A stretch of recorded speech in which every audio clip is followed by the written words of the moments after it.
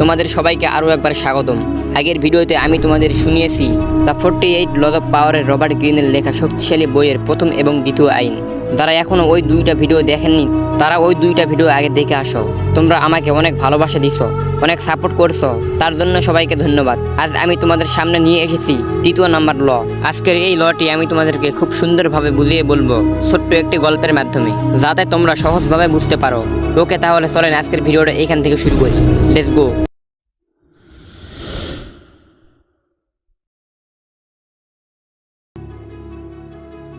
একটা ছোট্ট অফিসে দুইজন মানুষ কাজ করত।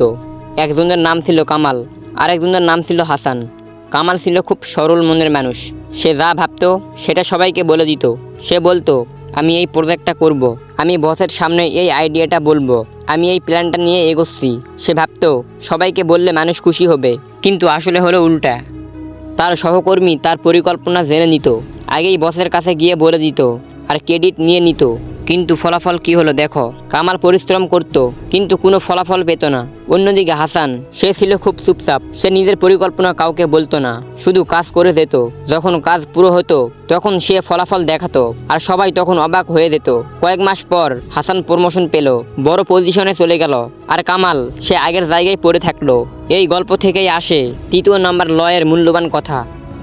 নিজের আসল উদ্দেশ্য গোপন রাখো। সবাইকে তোমার পরিকল্পনা বলার দরকার নেই। সবাই তোমার ভালো চাই না। তুমি যত বড় বড় কথা বলবে তত বেশি ফেসে যাবে। তাই মনে রাখো, চুপচাপ কাজ করো, নিজের লক্ষ্য নিজের মধ্যেই রাখো, ফলাফল আগে আনো, তারপর কথা বলো। এটাই হলো সফল মানুষদের গোপন কৌশল। বন্ধুরা, আজকের তৃতীয় নম্বর ল এখানেই শেষ।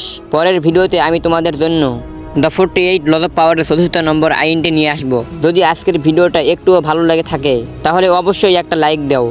আর এমনই ছোটো ছোটো গল্প পেতে চ্যানেলটা সাবস্ক্রাইব করে রাখো। দেখা হবে দ্য 48 লজ অফ পাওয়ারের চতুর্থ নম্বর আইনে।